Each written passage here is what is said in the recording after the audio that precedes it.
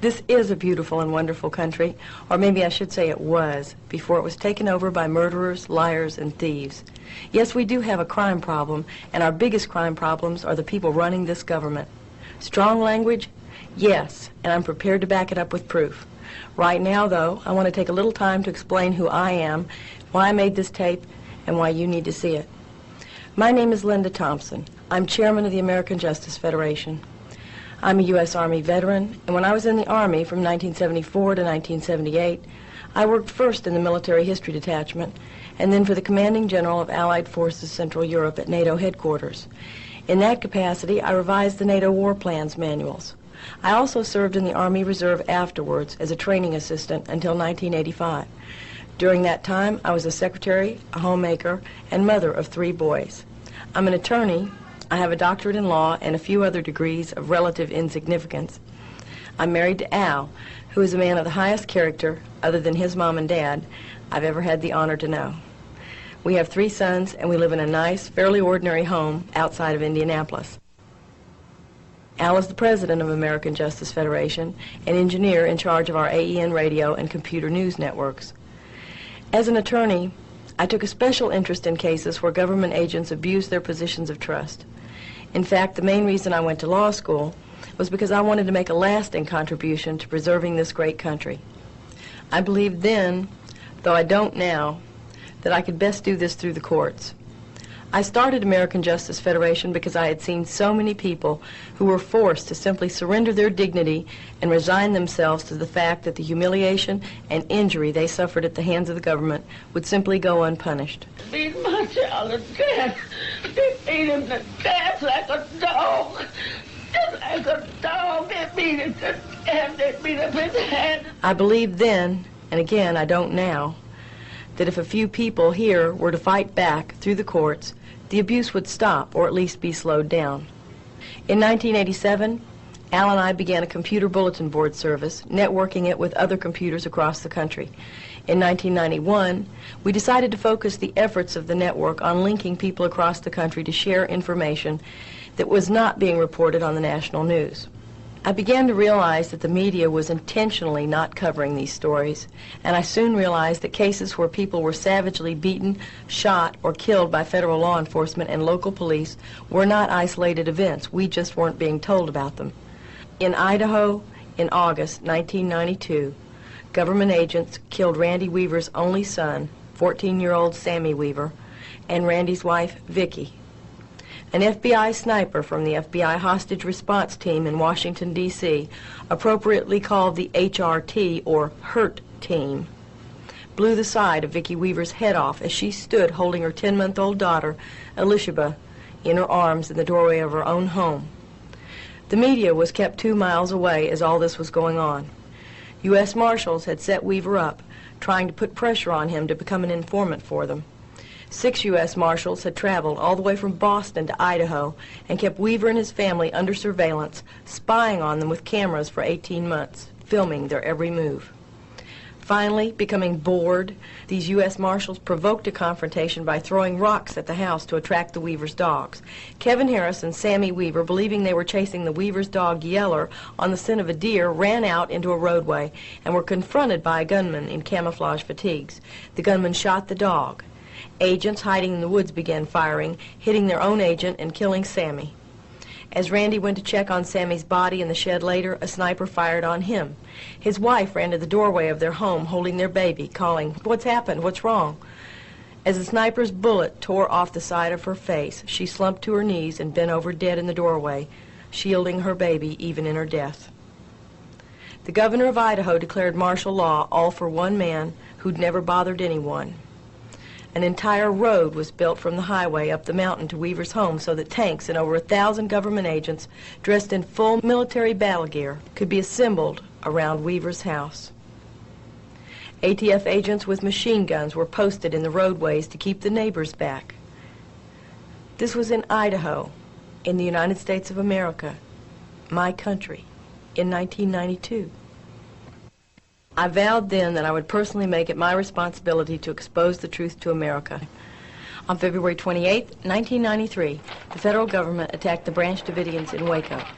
In the course of investigating our government's actions in Waco, Texas in 1993, I came across the shocking, horrifying proof that our government intentionally murdered its own agents and the people at Mount Carmel in Waco, Texas.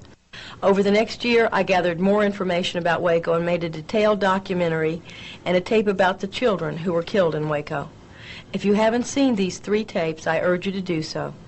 For information on ordering the 3 tapes, you could call 1-800-749-9939.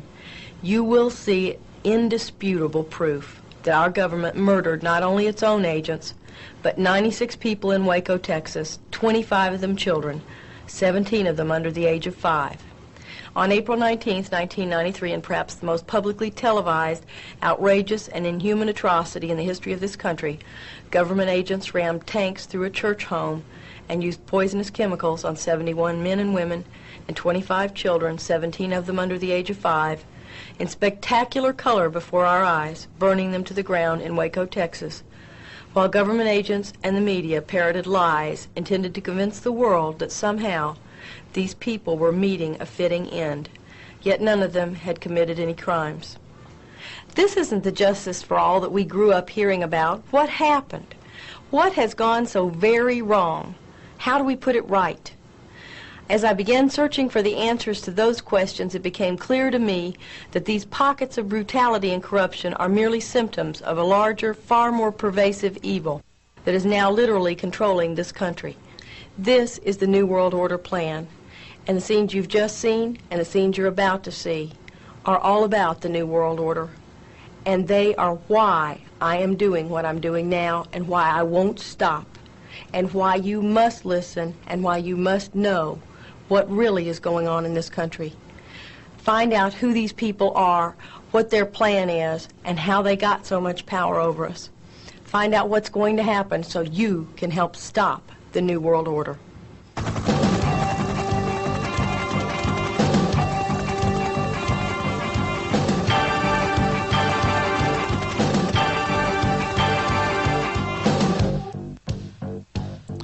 Do black unmarked helicopters exist? Of course they do. You're looking at some now. These helicopters in Tupelo, Mississippi are Kiowa attack and surveillance helicopters made by Northrop. The small ball on the top is special surveillance equipment that allows the helicopter to descend below a hill and still see above the hill without being seen. These UH-60 Blackhawks were used in Panama. This UH-1 helicopter was filmed this year in Gulfport, Mississippi. Instances of black helicopter sightings are numerous. These attack helicopters were filmed during the siege in Waco, Texas. The small one has some of the highest firepower of any helicopter. These black helicopters were filmed at the FBI headquarters in Waco, Texas by Linda Thompson. Joe from Texas sent us these pictures of a black helicopter buzzing his home. Hilda, another patriot in Mississippi, has been harassed by helicopters and snapped these shots. In downtown Washington, D.C., Linda Thompson and her family were followed for several blocks by a helicopter that passed over 7 times. The Thompsons were able to tape it on the last 2 passes. As you can see, the chopper came down quite low. This is just one of several instances of the Thompsons being buzzed and harassed by black helicopters since helicopters first buzzed the Thompsons' home for 3 days in March of 1993, after Linda Thompson began exposing the government's involvement in Waco, Texas. They were doing this purely for harassment. We have received numerous reports and pictures of such sightings from people who have been harassed by black helicopters, usually for speaking out against government activity. In the meantime, the media and government disinformation specialists were telling people that the black helicopters don't exist, and people who claimed to have seen them were crazy. We knew they existed. We began to wonder who they are and where they come from. The harassment the Thompsons have experienced didn't stop with just helicopters. In the parking lot outside American Justice Federation, this target was drawn on Linda Thompson's car. This is one of the cars that followed a staff member at AJF. The office has been broken into, brake lines have been cut on cars of staff members, the office has been buzzed by helicopters, the Thompsons have been shot at several times, their dog was killed, and all of the staff at AJF have been followed repeatedly. One day, Al Thompson was followed by this car, and despite yelling and honking at the driver, he couldn't get the fellow to turn and look at him. Of course, it was a government agent. We've taken pictures of government agents following staff members in airports, cars, and so forth. Our phones have been tapped and our mail tampered with. Shown here is one of the times we had a sweep done for bugs in our office. We knew we must be onto something for someone to be harassing us this much, so we decided we had to find out who these guys are. Who flies the black helicopters and what have they got to hide? We found several black helicopters parked near our offices at the Indiana National Guard Armory in Shelbyville, Indiana. Sometimes there would be black helicopters there, and sometimes not. We called the Indiana National Guard to ask about the black helicopters, but all they would tell us is that they were a unit from Kentucky. We found that when the black helicopters were there, they would park them in the back and disguise them among some dark green ones. It's very difficult to tell the black ones from the dark green ones, especially in the air. You can see the differences here.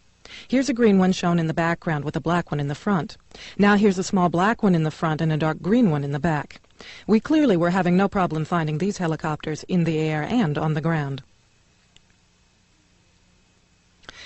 Newspaper clippings we were receiving indicated that black helicopter sightings were widespread. In August of 1993, a team of them flying low buzzed downtown Atlanta, but they weren't identified. People in Atlanta were only told it was an anti-terrorist squad practicing for the 1996 Olympics. This black Chinook was on the front page in Santa Rosa, California in November 1993. These pictures are typical of the types of pictures we receive from people all over the country, many of whom found black helicopters in remote locations, usually in large metal warehouse buildings, like this one. We have found that these are generally CIA operations, and you can usually find a railroad and metal fabricating plant nearby these sites. Mike and Carol Benn of Dallas, Texas, have gathered 17 million signatures to impeach Bill Clinton. They've been visited by the Secret Service, who told them, "You have an awfully nice home to be doing what you're doing."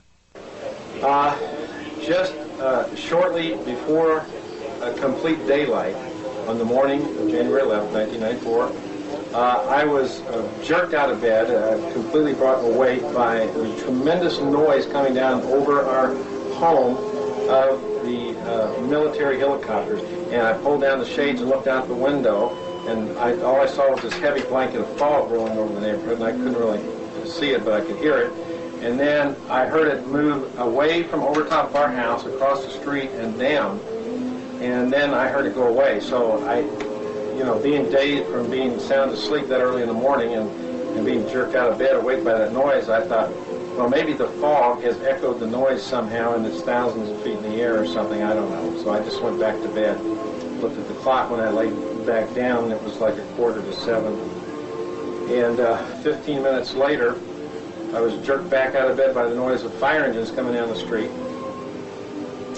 And I thought, well, at this point, I got to put my pants on, go outside and see what in the world is going on here, because there's something drastically wrong.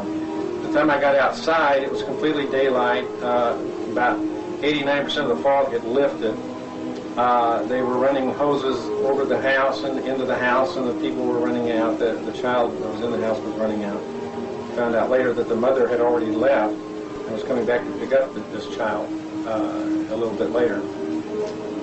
So no one was hurt in the fire, but their home was just completely gutted out, and the flames coming out the roof and everything. And I never associated this with the helicopter at that particular moment. We were out in the street, and a bunch of the neighbors were out in the street, standing by the fire trucks, and just having the typical conversations you have in a situation like this. Well, what happened? What's going on? And I asked one of the neighbors, "Did you hear military helicopters down over our houses this morning, right before daylight?" And one of the women said, "Yes, I sure did, and it sure scared me."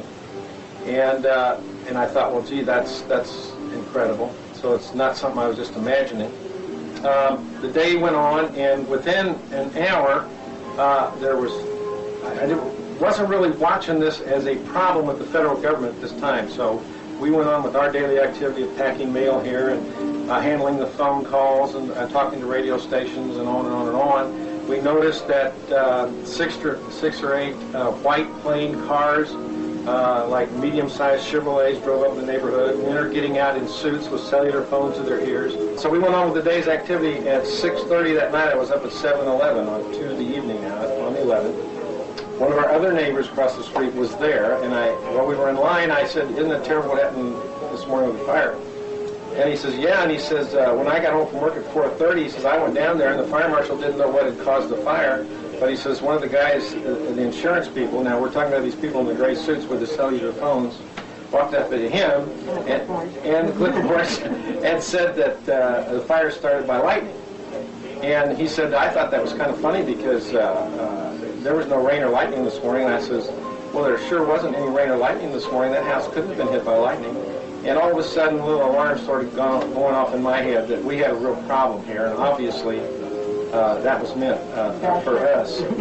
And so we're totally alarmed by this time. We know that there is a real problem. We know that that military helicopter, from looking at the roof now, because they got the fire out right away and one end of the house. One end of the house, you can tell from the pictures that you've already seen earlier in this tape, the roof was totally burnt off. But at the other end of the house, on the bedroom end of the house, you can see that the round holes were, something obviously entered that house, started on fire.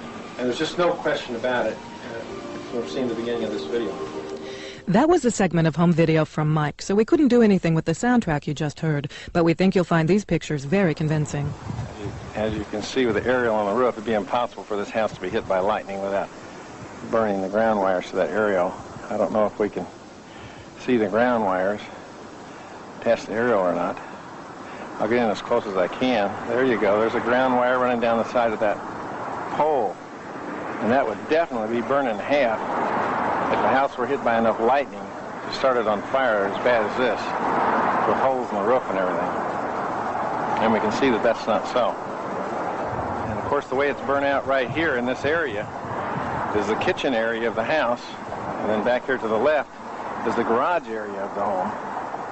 And right in that area to the right of the garage door there, back into the garage, is the utility room, and that's why they have changed it from the house was hit by lightning, because they forgot to take the aerial down.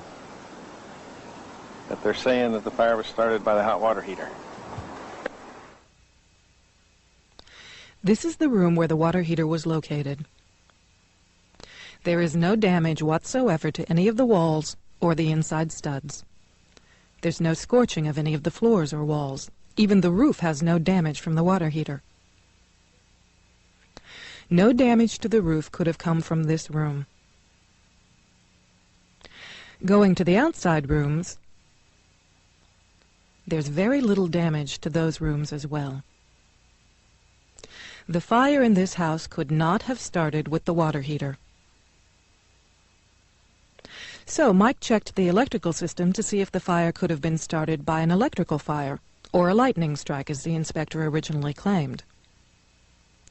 If this had been an electrical or lightning fire, we would expect to see damage to the electrical boxes. Yet there is none.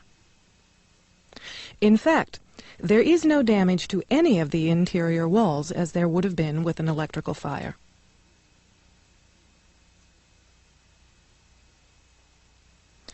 As you saw earlier, the antenna and wiring on the roof were intact too. In fact, the only fire damage, as you can see on these rafters, is from the outside on the roof down. Any place there is burning, it's from the top down. This was probably the most convincing part of Mike's video. These shots of the rafters show that all of the burning had to have originated from the roof. There is no damage coming from the inside. It is all from the roof down. If you look at these holes on the roof, these are holes made by the firemen with their axes. Yet over to the right, there are very clearly missile holes burned from the outside in. We've had military people identify these holes as the type made by sabot rounds fired from helicopters. The burning very plainly goes in. This was very plainly not an electrical fire, a lightning strike, or a fire from a water heater. This was a hit from black helicopters. It's just incredible, and it is frightening. And I'll tell you, the only thing that has saved us here is that Carol and I have realized from the beginning that what we were starting was standing up against the federal government. And we've all heard nightmares about people in the past have tried to stand up against the federal government and failed, and somehow the federal government ruins their life. And so we realized right away that, you know, this is something that we had to feel good about.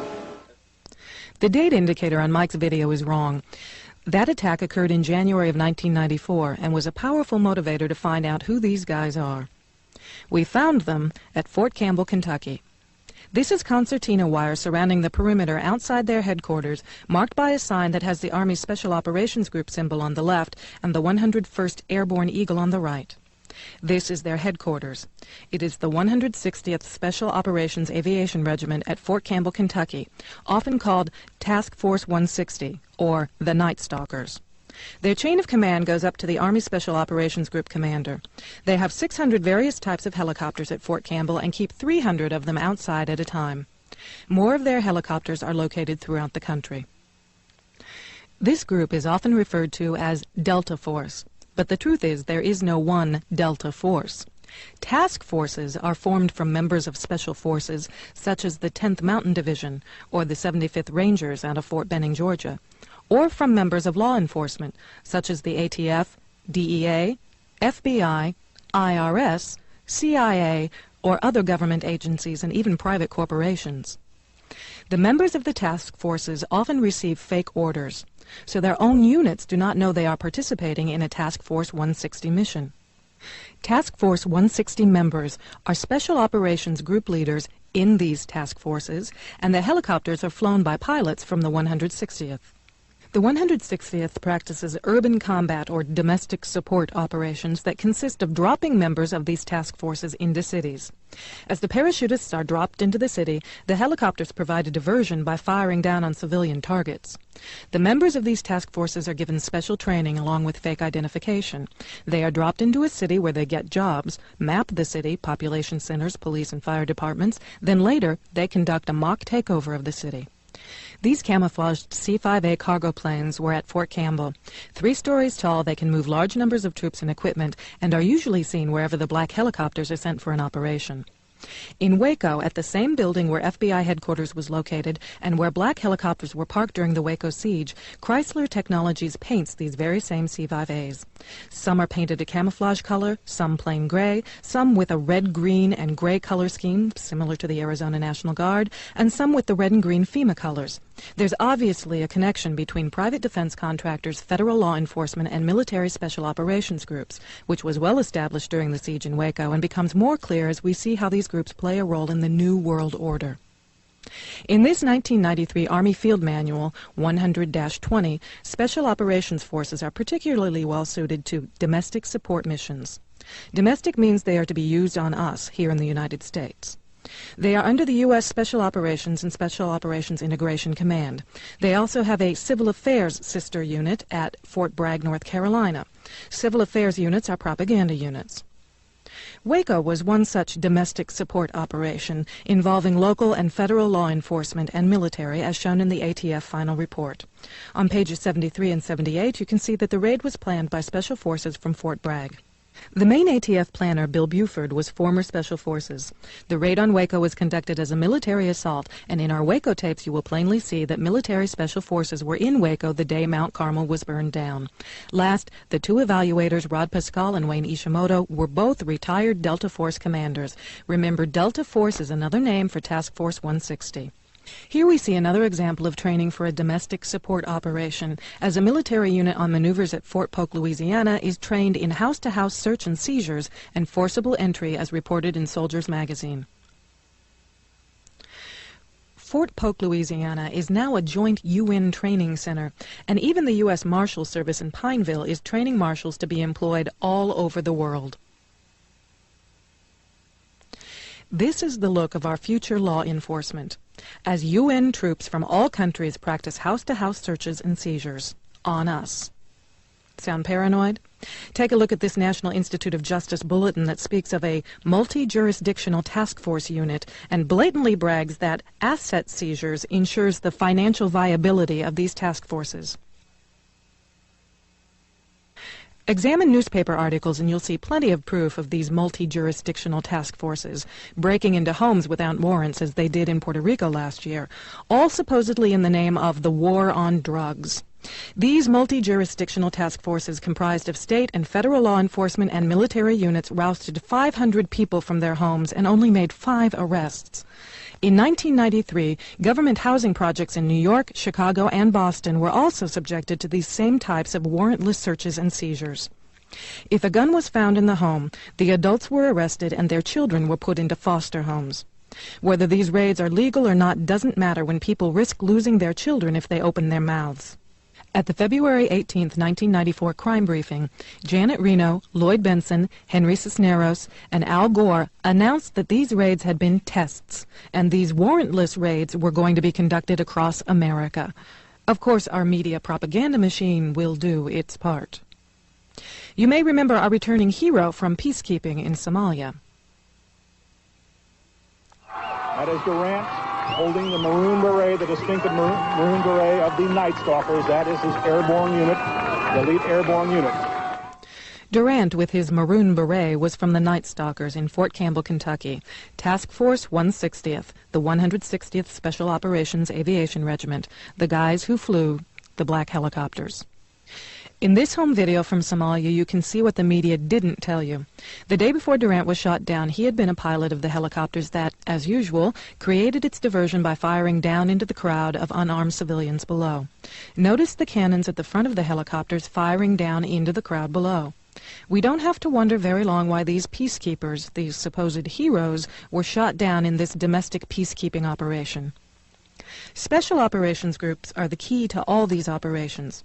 Conventional ground forces are not used, at least at first. The black helicopters are sent in along with the black cargo planes. They drop in their parachutists and then create a diversion by firing down on the city below. Our hand-picked media would have you believe that Panama was nothing but a third-world, minor conflict with few casualties. The truth was revealed in the award-winning documentary, Panama Deception. As you can see, the devastation in Panama from their diversion was complete. Is it far-fetched to imagine that these UN peacekeeping forces would be used against American citizens? The 502nd, another unit from Fort Campbell, Kentucky, is shown here arriving as peacekeepers in Somalia wearing their UN blue berets and UN insignia. Shortly thereafter, this same unit, the 502nd, was in Arkansas practicing house-to-house searches and seizures in a joint UN training mission called Agile Provider in the spring of 1994. Agile Provider involved 44,000 UN troops, including troops from France and the Netherlands, training in the states of Georgia, North and South Carolina, Arkansas, and Tennessee. Yes, UN troops have been trained in this country in the past, but not in brigade strengths and not in domestic support house-to-house searches and seizures.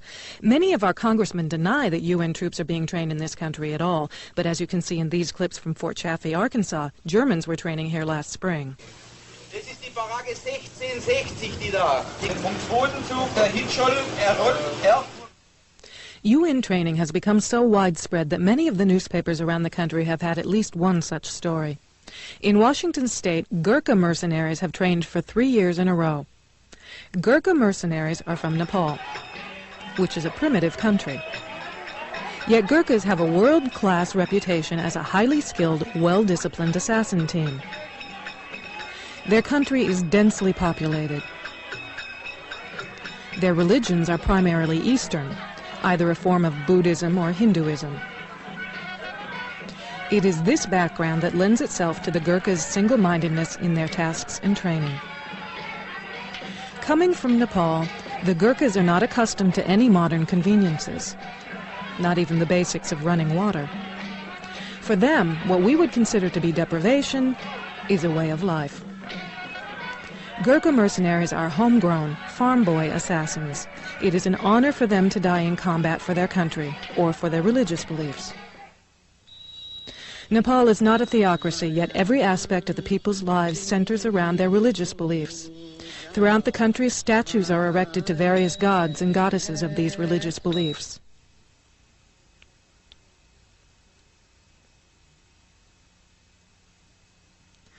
People will say prayers for a baby about to be born, for the success of a crop just planted, or to ward against evil spirits who would invade their homes at night, Or they might say a special prayer for the blessing of the good gods to protect them from the evil god Kali. The overpowering and menacing spirit of the evil god Kali is evident in the statues and paintings throughout Nepal. Kali must be appeased or satisfied. Oftentimes there will be a special altar in the village square where goats are sacrificed by cutting off their heads to ward off the evil Kali.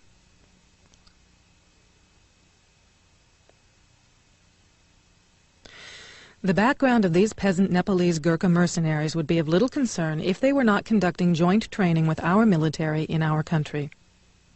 More disturbing is a provision in House Bill 3355, the 1994 Crime Bill, Section 5108, which says that not later than 6 months after the date of enactment of the bill, the Attorney General, along with the heads of the FBI, DEA, Immigration and Customs, are supposed to report on the success of the efforts to hire Royal Hong Kong police officers into federal law enforcement positions.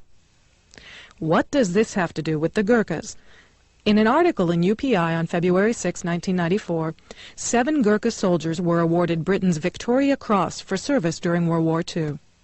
This article mentioned that these Gurkhas are currently serving with the British Army in Hong Kong, in other words, the Royal Hong Kong Police. This official news release from the Navy High Command, Atlantcom, further confirms that UN troops were training in this country this past spring in forcible entries of homes using special operations tactics. News releases from around the country speak of law enforcement and military training together for so-called terrorist suppression involving attacks on civilian facilities.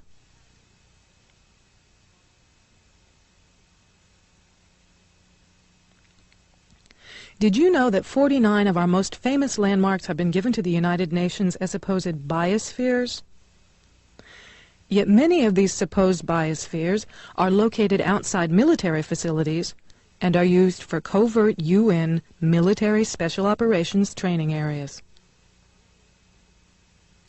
On the border between the U.S. and Canada, we see the UN flag flying between the U.S. and Canadian flags. Throughout cities in America, UN flags are popping up outside government buildings. But perhaps most disturbing was this letter received by New American Magazine detailing a survey given to Marines at 29 Palms Base. We confirmed this survey was given to Army Special Operations recruits. The survey asked troops whether they would swear to the following code. I am a United Nations fighting person.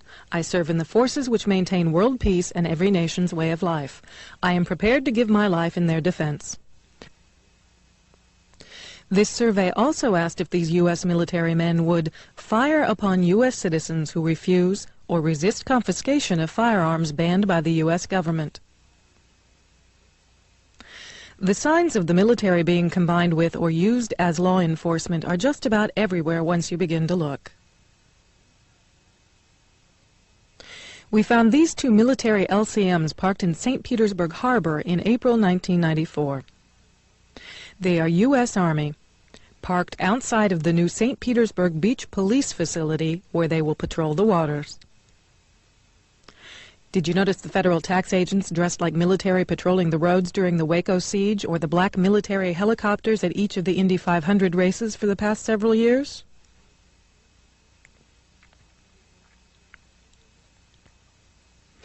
In June this year, a hostage situation at Denny's in Indianapolis brought out the Indianapolis SWAT team dressed in full military battle fatigues carrying machine guns. Welcome to the New World Order, where military occupation is a way of life, as police with their machine guns and military battle fatigues or black assassin clothing are indistinguishable from the military that often accompany them. The White House proposes that the DEA and ATF be combined into one Gestapo federal police force. Yet this has already happened, as we have already seen in countless examples. We are being conditioned to accept combined military and law enforcement all around us, as we are told we shouldn't be concerned.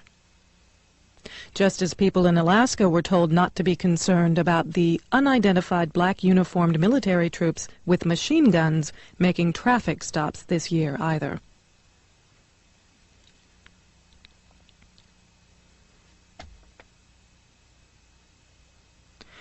L.A. Police Chief Willie Williams and 2 others, all directly involved in the cover-up of the firebombing of MOVE headquarters in Philadelphia in the 1980s, were supposed independent investigators in Waco, and not surprisingly recommended that federal law enforcement should receive their training from Special Forces military. This shouldn't be too surprising coming from the police chief of Los Angeles, where Daryl Gates formed the first SWAT team, where the term SWAT originally meant Special Weapons Assault Team, and where brutality has become commonplace. The military mindset begins at basic training for LAPD, who train just like the Marines in boot camp. Somehow fascism as a model for good behavior has become commonplace. Governor Zell Miller of Georgia has instituted boot camps for juvenile offenders, where young offenders can be adequately brainwashed to fit into the military mindset of the New World Order. Texas has decided to try the boot camp idea for its young offenders as well. They will endure hours of physical training and learn the defenses of nuclear, biological, and chemical warfare. Courses will include Air Force history, national security, the rules of combat, and how to salute. Are these young offenders the new cannon fodder for the New World Order?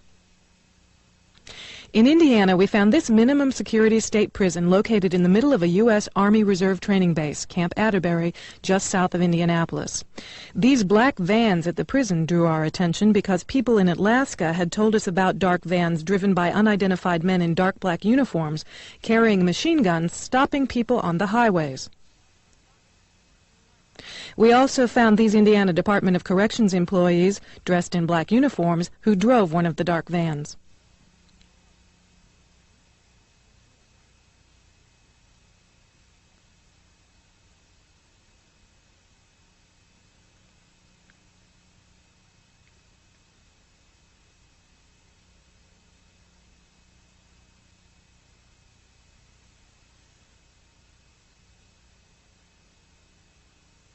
We found that these state facilities are being built in the middle of U.S. Army property, not just in Indiana, but other states, as people sent us pictures of such facilities in their states, such as this facility at Camp Pinckney in Brighton, Michigan. You see not only the black vans here, but curiously, there are reverse swastikas carved into each end of the roof. We also began to receive information about the Federal Emergency Management Agency known as FEMA, such as these pictures of a FEMA facility in Texas. FEMA operations are divided into 10 regions, as we were told in this letter from FEMA.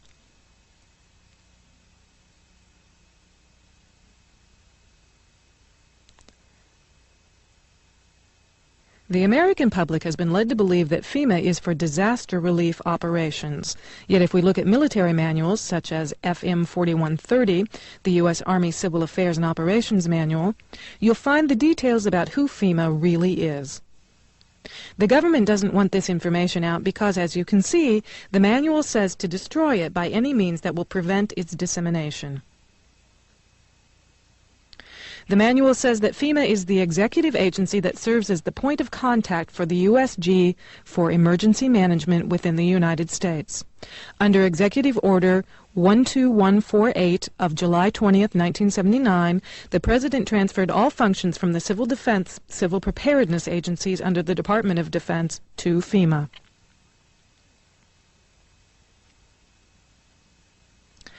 FEMA develops and implements overall concepts and policy guidance and directs activities for nationwide plans and preparedness for emergencies during peace and war.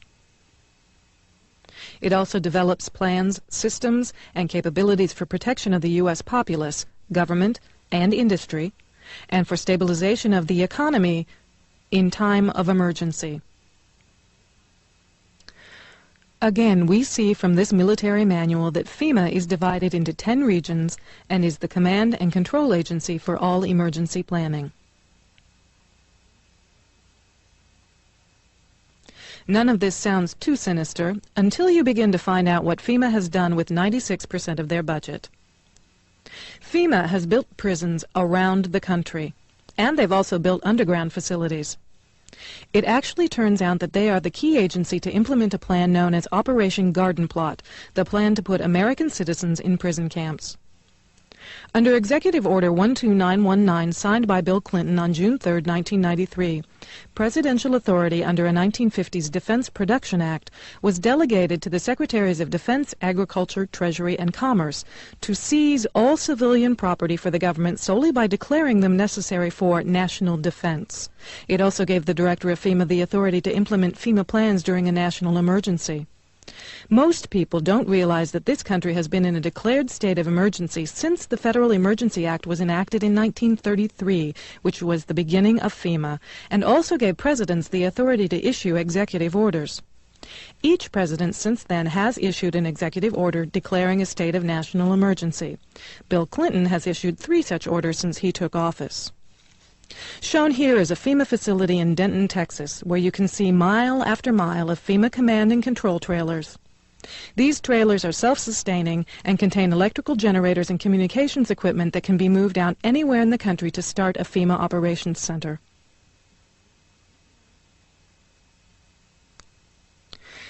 Several military manuals, such as these manuals, ranging from 1985 through 1994, speak of FEMA as the implementing agency for Operation Garden Plot, the plan to put American citizens in prison camps under military control. This 1994 Field Manual for Military Police speaks of Operation Garden Plot as a DoD civil disturbance plan that tells the military what they can and cannot do, and that they will operate under FEMA control.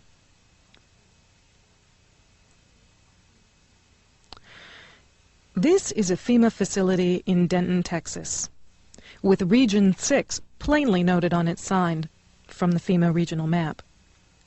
Notice that this agency that is supposedly to protect us is highly guarded with electronically controlled fencing, topped by barbed wire, guarded by speakers and cameras.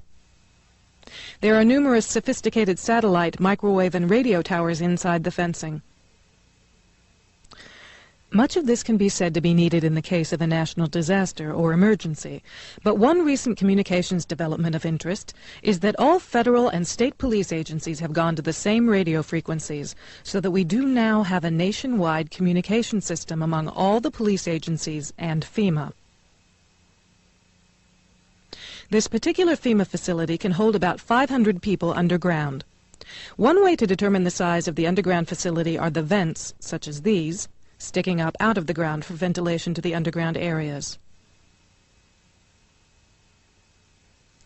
The FEMA plans to imprison American citizens have generated a lot of interest around the country in locating the potential prison camps throughout the country.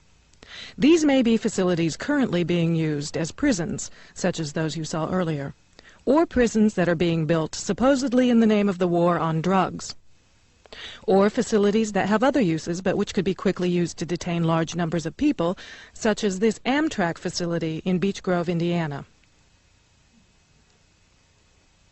We're standing now in the main parking lot, which doesn't look too sinister. At this level, it is a very large parking lot, fenced on all sides by fence topped by barbed wire. It also has these electronically operated turnstiles.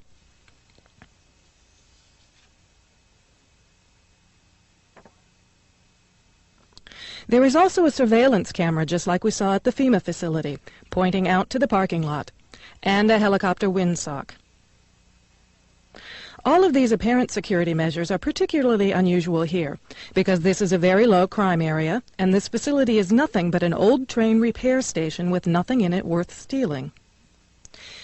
In this portion of the parking lot is a brick building, suitable for processing, next to a gate that leads right out to the railroad tracks, and all of this is contained inside a fully fenced area, now 3 layers deep in fencing at this point. This U.S. Air Force train indicates federal and military involvement. Facing the opposite direction, you can see that this area, too, is a very large fenced area with railroad track running the length of the fence, and plenty of warehouses.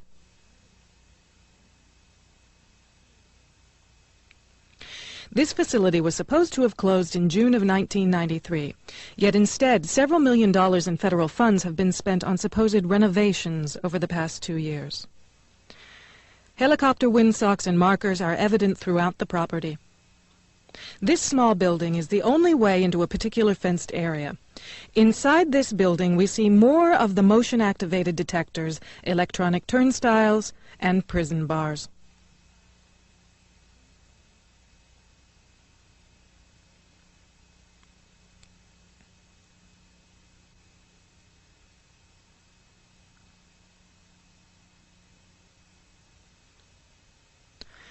All of the renovations to this property have involved putting in new fencing, electronic turnstiles, concrete flooring in unused warehouse buildings, and putting in large gas furnaces on buildings that were never heated any time in the past 20 years.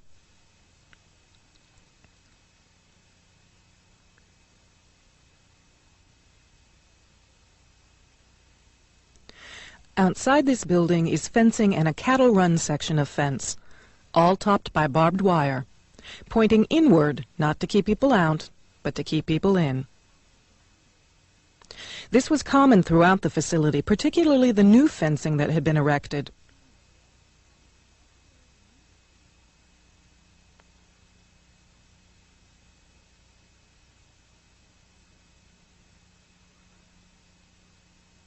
Inside the fenced area on the other side of the building, you'll see signs that say Red Zone, right up next to the railroad tracks that run the length of the fenced area.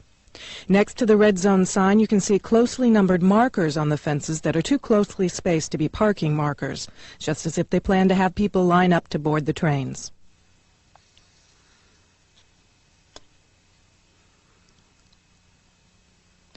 Here's a helicopter marker on the power lines outside the facility, indicating expected helicopter traffic, and again, another tall radio antenna.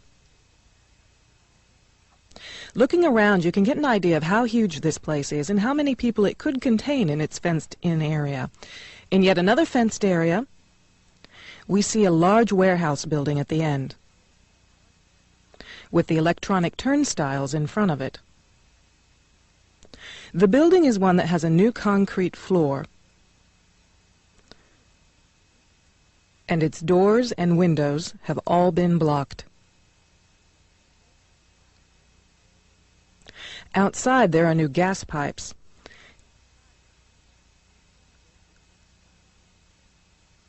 Even as we were filming, a black helicopter flew over us, observing what we were doing, which has happened many times when we have been at the facility.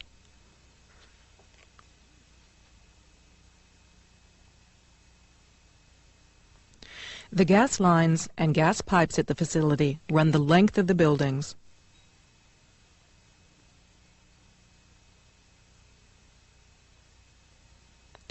And come out at some very, very large, brand new furnaces that have been installed at the buildings throughout the facility.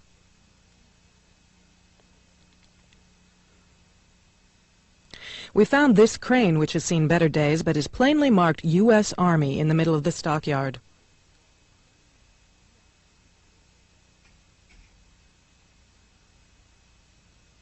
We found other fully working military trucks and equipment here at other times. Inside the facility, we found large fenced-in areas next to the railroad tracks marked Green Zone and Blue Zone, suitable for holding a lot of people.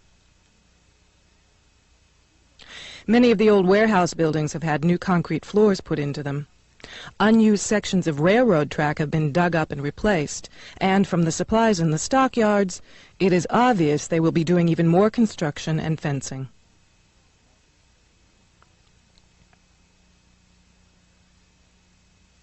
Senator Lugar of Indiana recently obtained more federal funding to renovate this facility, which is supposedly only for the repair of broken trains and where most of the buildings on the property haven't been used for years.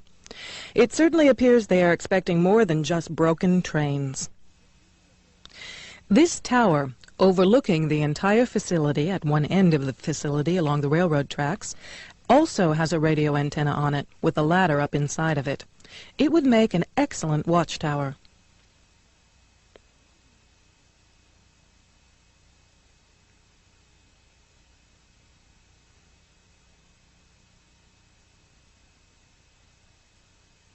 One thing we discovered last year are these stickers on the backs of traffic signs along highways in various states. They come in all shapes, sizes, and colors. These you're seeing now are in Indiana. We found a veritable smorgasbord of these stickers near Crane Naval Air Station.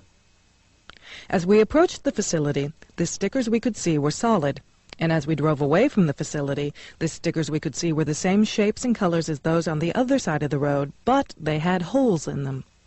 We believe these are what are called TACOMARs, which is a military acronym for Troop Transport Markers. We have found these stickers in many different states, such as these in Michigan and Kansas. Following the blue ones in Indiana, we often end up at railroad tracks. In Utah, following blue stickers led to missile storage sites.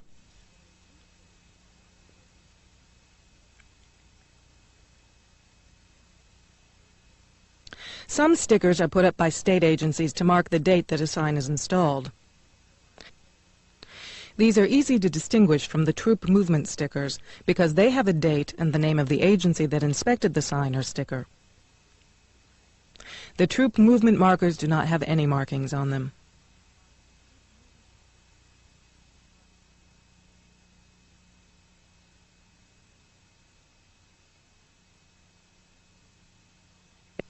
The troop movement stickers are solid colors that would allow UN troops to follow a color-coded pattern to a specific area or to operate in a specific color-coded boundary.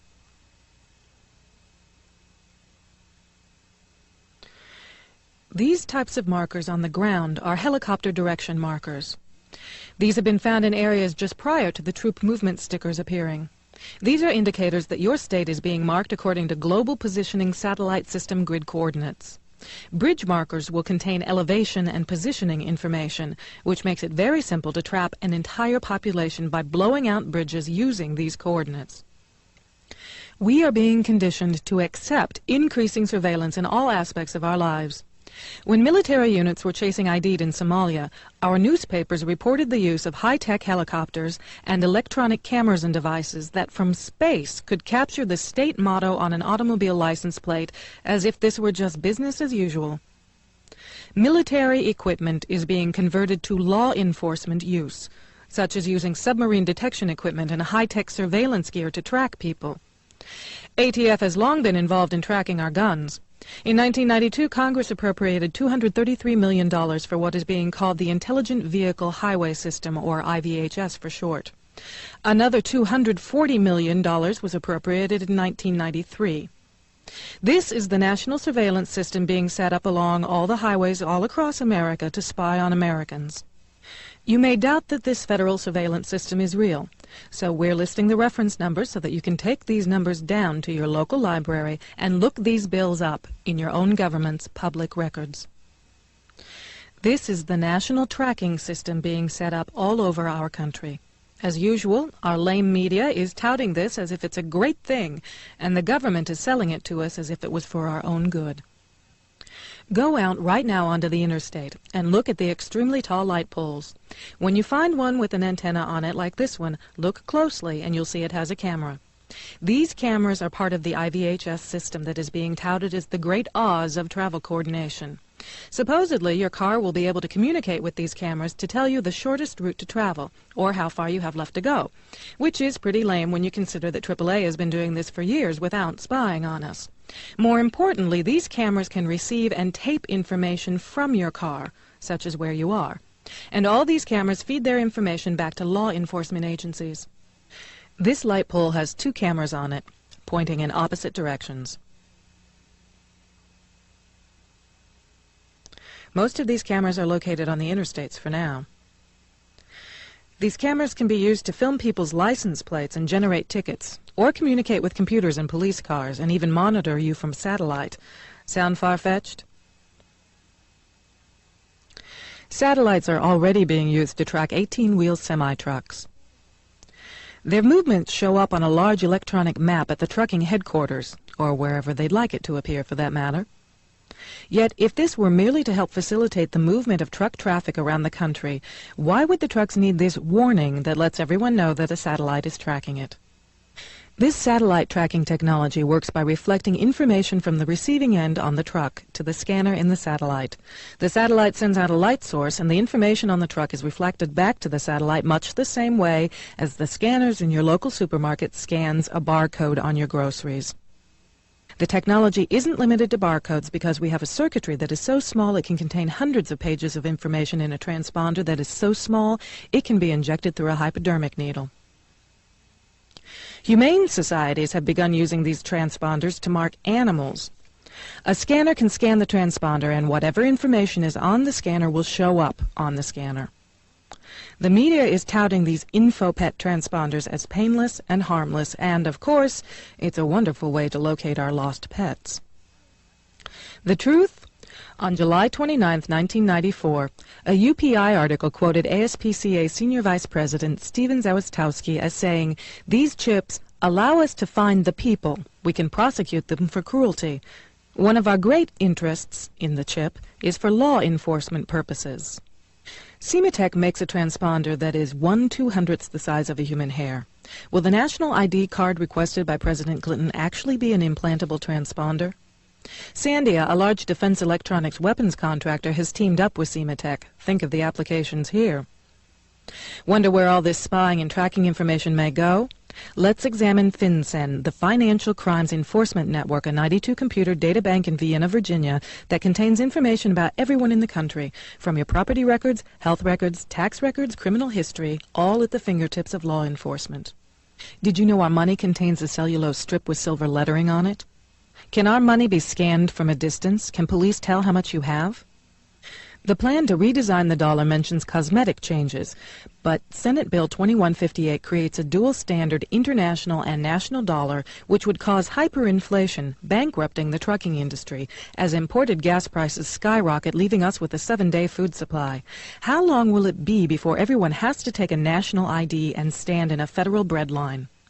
The Organized Crime and Drug Enforcement Task Force, OCDETF, is the coordinating agency that pulls all state and federal agencies together into multi-jurisdictional task forces, referred to in Public Law 100-690.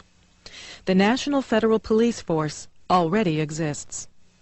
OCDETF can pull assets from any federal agency, including active-duty military, to use in law enforcement projects. They are flown in black helicopters with pilots from the 160th Special Operations Aviation Regiment, identified in this Time Life book series as the Night Stalkers, whose motto is "Death Waits in the Dark." The funding for these task forces is funneled through OCDETF and is untraceable to any given agency. These multi-jurisdictional task forces can be made up of DEA, ATF, FBI, IRS, Customs, and even UN troops. These small task forces are equipped with high-tech weaponry called non-lethal weapons to make it more efficient for a small group of men to attack a large group of people. One such weapon is an EMP weapon, an electromagnetic pulse weapon that imitates the blast from an automatic weapon and effectively disables the electronic circuitry. 4 EMP towers capable of regional destruction can be found in the Combined Federal Register, Volume 59, Number 10, from Friday, January 14, 1994. Small EMP devices called auto-arresters are implantable in roads to stop individual cars and available as weapons. Other non-lethal weapons have been perfected as well. 2 Russian psychologists have been brought in from Moscow to demonstrate a technique for analyzing the human mind and then influencing it. The concept is that with an understanding of an individual's mind, key words transmitted in music or white noise will force that person to obey. The FBI examined the system to use against David Koresh at Waco in Texas. Los Alamos Labs in New Mexico is the clear leader in developing non-lethal weapons, such as laser lights that blind, sound waves that make large groups of people sick, microwaves that can burn people from a distance. These weapons are touted as being more humane, but in fact they disable a large group of people at one time, enabling a small group to go in and quickly and quietly kill them. John Alexander is the leader in the development of these weapons for Los Alamos.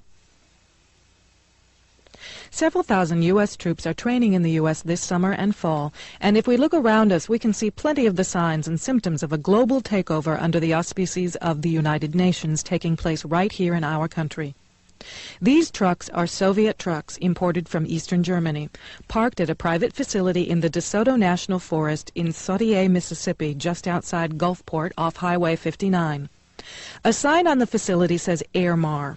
Airmar is privately owned, but the signs on fences around the facility say this is a U.S. Customs facility. Several acres of federal forest land was bulldozed to create this customs facility solely for Airmar. Airmar tells us these trucks are going to be refurbished, refitted, and repainted to be delivered to third world countries for use as vegetable and food trucks. However, these trucks began appearing in late February, and by July, none of these trucks had been refurbished. Notice that these trucks are fully loaded. Look closely at the equipment that includes equipment to spray nerve gas, tires that are self-inflating to travel in up to 4 feet of water, and heavy radio and communications equipment. They have bills of lading on them that plainly show these trucks were shipped from Germany, UN, meaning they were shipped out of Germany and into the U.S. with the UN bill of lading on them. These few white trucks, not chemical trucks, which Airmar admitted were not refurbished, were brought in from California as samples. Airmar claimed it was just a coincidence that white was a popular color in hot third world countries. This privately owned facility is protected by the federal government. Notice that here, too, there is a high radio tower. No one knows for sure what this facility really is, but one thing is certain, it's not what we're being told it is. And there are 750 Soviet chemical trucks sitting in Mississippi whose sole use is to spray chemicals and nerve gas in chemical warfare operations. What are they doing in Mississippi? What are they doing on U.S. soil? And why are they under the protection of the U.S. government if they are privately owned? The equipment on these trucks has not been stripped off, and they are not being refurbished. Instead, they plainly look as if they are ready to be used, perhaps on us. Is this part of bringing UN troops into the United States as peacekeepers? It could well be. In the past year, we have located UN troops training at Fort Polk, Louisiana, Fort Chaffee, Arkansas, Camp Atterbury, Indiana, Fort Carson, Colorado, Fort Richardson, Alaska, Fort Benning, Georgia, Fort McCoy, Wisconsin, Fort Dix, New Jersey, Fort Rucker, Alabama, and the School of the Americas in Georgia.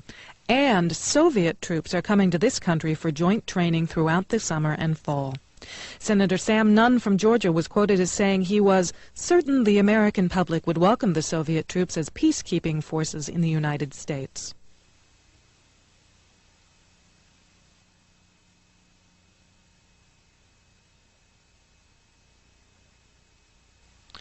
Not only have these Soviet trucks been found in Mississippi, people recently photographed these two clearly marked Soviet vehicles in Texas. This wall, recently built at a National Guard facility in Gulfport, Biloxi, Mississippi Airport, is being made to encompass the entire facility and has gun turret holes throughout, though the wall is claimed to be a sound barrier. As you travel along Highway 59 from Gulfport, near a NASA facility, you'll be stopped along this state highway by an armed federal guard who will give you a pass marked NASA and no firearms, no cameras, no stopping, and don't get out of your car. At the Gulfport Biloxi Regional Airport, there are also several unusual planes and black helicopters next to a National Guard facility.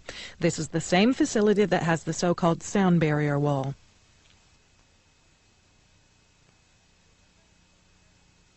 This train full of American-made tanks was one of 7 such trains that passed through Indianapolis en route to Fort Lewis, Washington in June. We were told that this was the 3rd Armored Division returning from Europe. Yet Fort Lewis has such a severe housing shortage that many military families are actually living in tents. Yet this whole division is being sent there.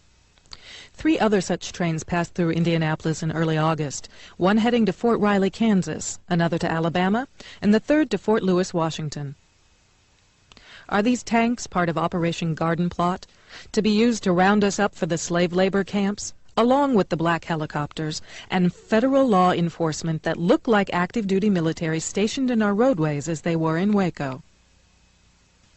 Welcome to the New World Order. Expect no mercy.